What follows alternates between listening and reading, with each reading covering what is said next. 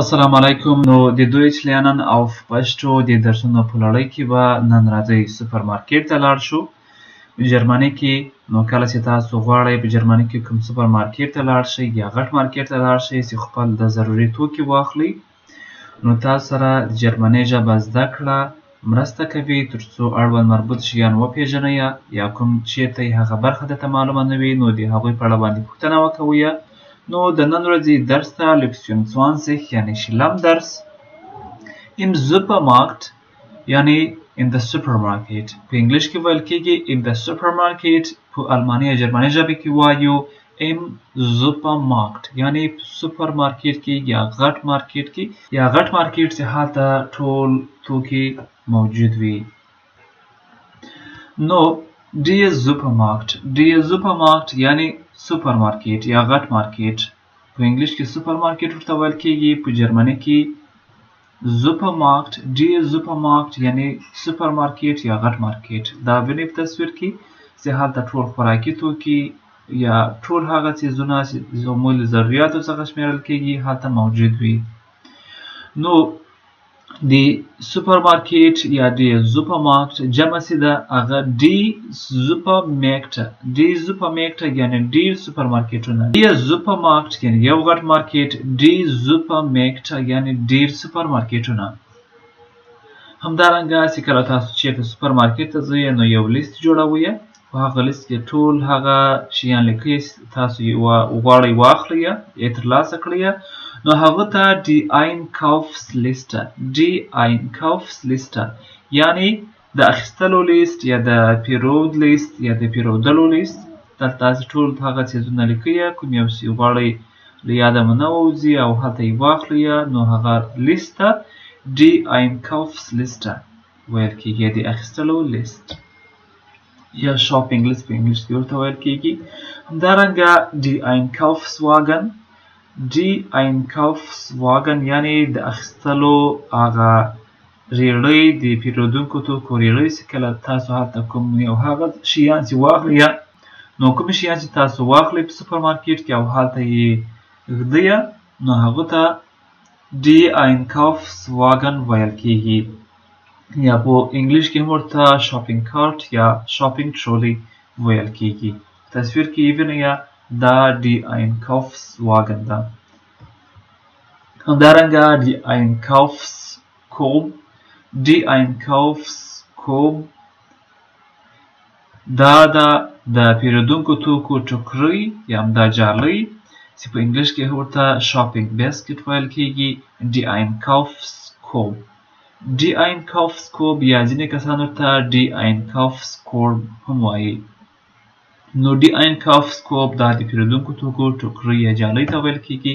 همدارنګه die Kasse یعنی د پیسو ورکولو ځای یا د پیسو د تحویلولو ځای یا کیشیر په انګلیش کې ورته ویل کېږي. نو کله چې تاسو غواړئ چې په سوپر مارکیټ کې خپل د ضروري شیان واخلئ، نو بیا راځئ د پیسو ورکولو یا د پیسو تحویلولو ځای ته چې پیسې تحویل کړئ او د مارکیټ نه بهر ځئ، هغه ته die Kasse ویل کېږي. die Kasse چې هر چیرته ووینئ نو هلته ځئ په سوپر مارکیټ کې یا غټ مارکیټ کې هلته پیسې تحویلوئ او کولی شئ چې تاسو خپل ضروري شیان واخلئ یا کیش پوینټ هم په انګلیش کې ورته ویل کېږي.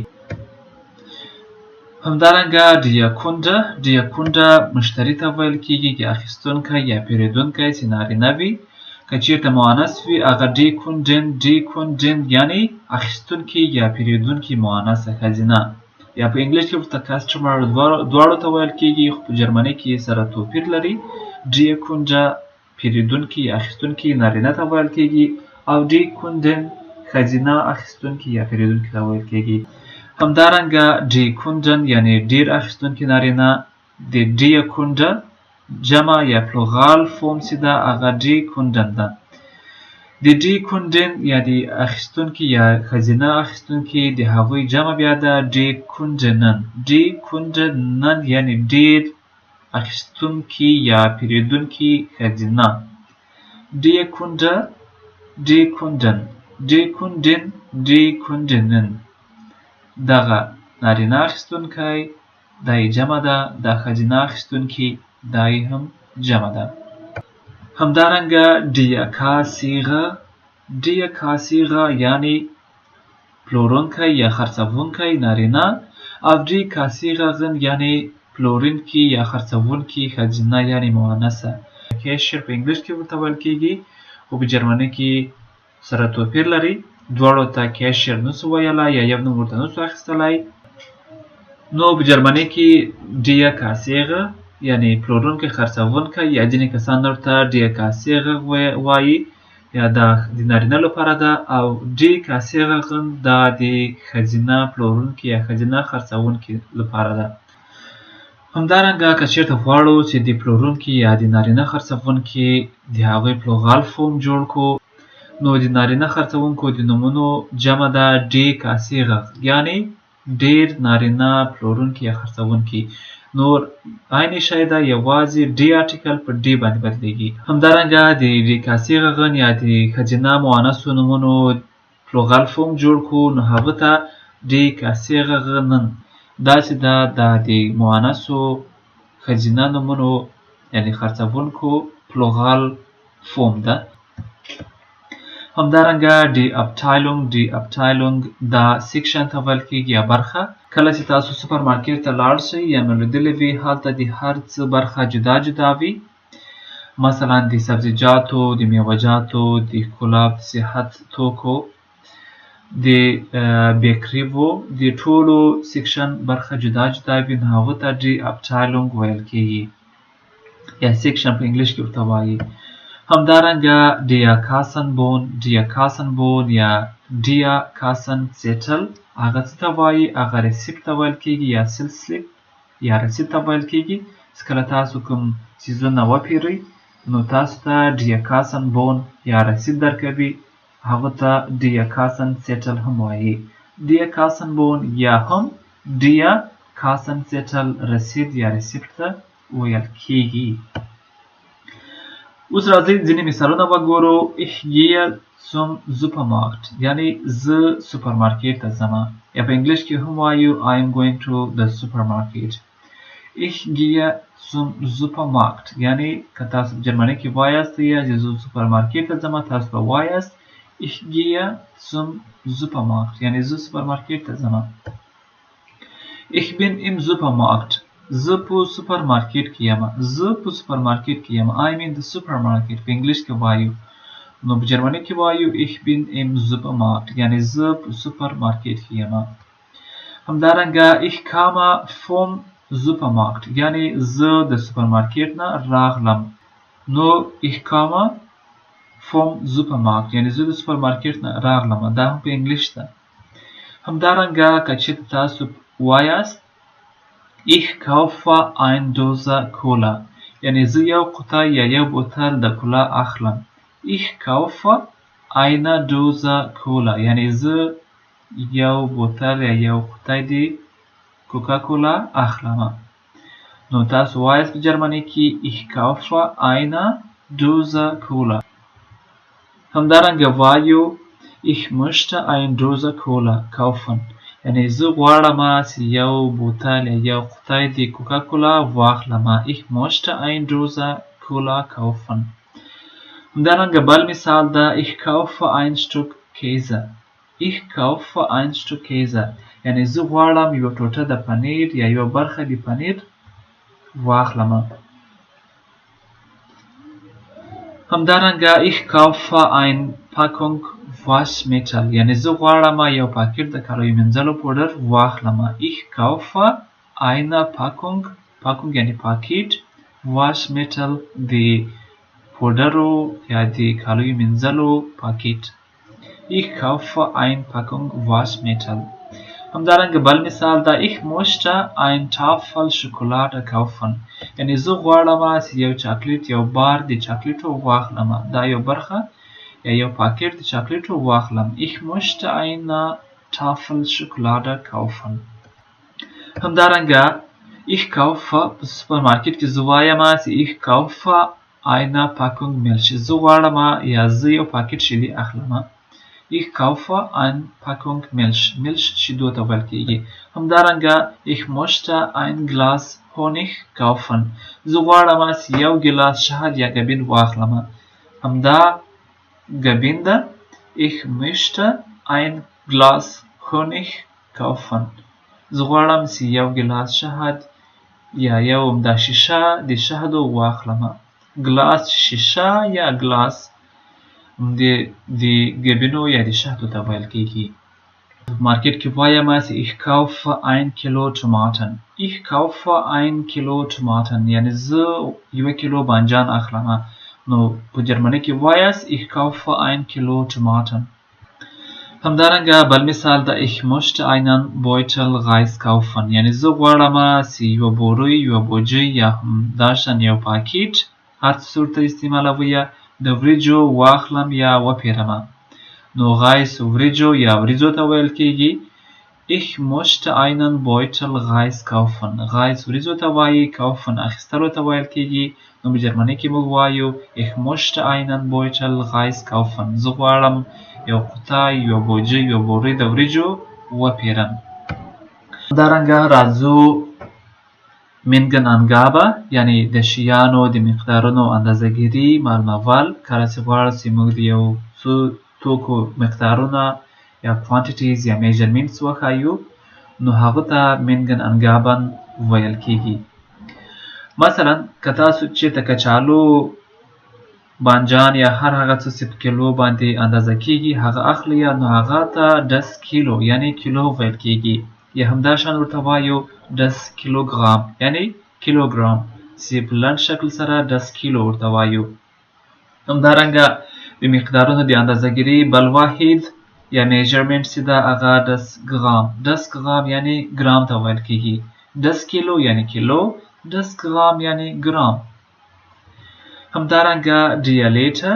ډیالیټر یعنی لیتر ته ویل کیږي. کله تاسو تیل پیپسي یا هر څه چې په لیتر باندې اندازه کیږي هغه ته بیا ډیالیټر استعمالوو. د هغه جمع بیا ده ډیلیټر یعنی لیترونه یا د یو لیتر جمع. ډیالیټر یو لیتر. ډیلیټر یعنی لیترونه یعنی د لیتر جمع. راځئ ځینې مثالونه وګورو. 2 لیتر یعنی 2 لیتره. 1,5 لیتر یعنی 1.5 لیتر. 1,5 لیتر یعنی 1.5 لیتر. 350 ملی لیتر یعنی 350 ملی لیتر. راځئ یو مثال واورو. ich kaufe einen Liter Milch. زه یو لیتر شیدې اخلم. ich kaufe یعنی زه اخلم. einen Liter یعنی یو لیتر Milch شیدې. یا تاسو په دې ځای باندې تیل استعمالولی شئ یا همداسې نور شیان. همدارنګه کله چې تاسو سوپر مارکیټ ته لاړ شئ او یو څه درته معلوم نه وي چې چیرته به ایښي وي یا یې چیرته پیدا کولی سمه نو تاسو وایاست یا پوښتنه ځینې کوئ د هغه د سوپر مارکیټ د کارمندانو څخه Sie entschuldigen Sie یعنی مهرباني wo finde ich hier Chips. زه چیرته چیپس پیدا کولی سمه. وبخښئ چیپس زه چیرته پیدا کولی شم. Entschuldigen Sie wo finde ich hier Chips یعنی مهرباني زه دلته چیپس چیرته پیدا کولی سمه. hier یعنی دلته. چیپس چیپسو ته ویل کیږي. هغه ځواب راکوي Chips finden Sie beim Knabberzeug. Chips finden Sie beim Knabberzeug یعنی چیپس تاسو کولی شئ چې د ناشتې برخې یا د سنیکس برخه یا سیکشن کې یا ځای کې پیدا کړئ. نو په انګلیش کې هم وایو Chips can be found in the snacks section یعنی چیپس کولی شئ چې د سنیکو برخه یا ساحه کې یا څانګه کې پیدا کړئ. سنیکس هغو څیزونو یا سپک خوراکونو یا ته ویل کیږي ناشتې په وخت کې خوړل کیږي. یا همدارنګه سنیکس یو څوک چیرته ځي یو سنیکس اخلي هغه خوري. مثلا چیپسو ته سنیک ویل کیږي. نو Chips finden Sie beim Knabberzeug. Knabberzeug هغه ځای ته ویل کیږي چې هلته ټول سنیکس موجود وي. همدارنګه د سنیکو د برخې بر علاوه کله چې تاسو غواړئ کوم یو مشروبات ترلاسه کړئ bei den Getränken یعنی د مشروباتو یا د څښونکو توکو برخه کې تاسو کولی شئ چې پیپسي یا کوکا کولا هر هغه څه چې تاسو څښئ یا اوبه ترلاسه کړئ نو هغه به وي په bei den Getränken. هغه د بیوریجو سیکشن کې یا د مشروباتو یا د څښونکو توکو په برخه یا څنګه کې پیدا کولی شئ. نو هغه به دا معلومات درکوي یا تاسو کولی شئ چې هلته یې ولولئ هلته لیکلي وي باید ګټغین کن یعنی د مشروباتو یا د څښونکو شیانو برخه کې. همدارنګه کله چې بلې برخې ته ځئ یا بلې برخې پوښتنه کوئ نو هغه تاسو ته هم معلومات درکولی شي، تاسو یې هلته لوستلی شئ. bei Obst und Gemüse یعنی د میوو او سبزیجاتو څانګه یا برخه. دلته تاسو کولی شئ چې ټول میوه‌جات یا سبزي پیدا کړئ. in the fruit and vegetable section په انګلیش کې ورته ویل کیږي. نو په الماني کې ورته وایي د میوو او د سبزیجاتو څانګې ته یا برخې ته bei Obst und Gemüse یعنی د میوو او سبزیجاتو څانګه. Obst میوو ته ویل کیږي، das Gemüse یعنی سبزیجات، das Gemüse. همدارنګه bei Milch und Milchprodukten یعنی شیدې او د شیدو د پیداوارو برخه یعنی څانګه. شیدې وي یا هر هغه شیان چې د شیدو نه جوړیږي هغو ته Milchprodukten ویل کیږي، یا کوم شیان چې د شیدو د پیداوارو نه وي نو هغو ته په جرمني ژبه کې ویل کیږي bei Milch und Milchprodukten. همدارنګه beim Getreide یعنی د غلو دانو څانګه یا برخه یا in the cereal section په انګلیش کې ورته ویل کیږي.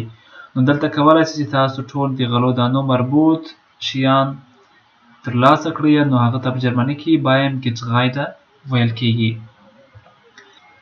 همدارنګه bei der Fleischtheke یعنی د غوښې په څانګه کې یا in the meat section دلته تاسو کولی شئ چې غوښه واخلئ نو هغه ته په جرمني کې bei der Fleischtheke ویل کیږي یعنی د غوښې په څانګه کې.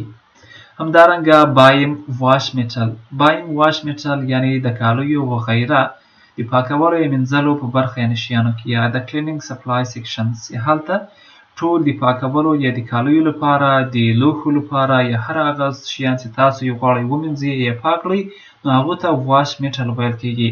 نو تاسو کولی شئ چې دې سیکشن ته لاړ شئ او هغه شی ترلاسه کړئ. beim Waschmittel ورته ویل کیږي. همدارنګه bei den Backwagen یعنی د کلچو یا د مړۍ پوخت یا د مړۍ پزي برخه یعنی څانګه یا in the bakery section چې دلته د کلچې یا مړۍ هغه څه چې پخ سوي وي هغه موجود وي نو هغو ته bei den Backwagen یعنی د کلچو یا مړۍ پزي یا مړۍ پوخت برخه یعنی دا پخول سوي وي د کلچو یا د کلچو مربوط توکي.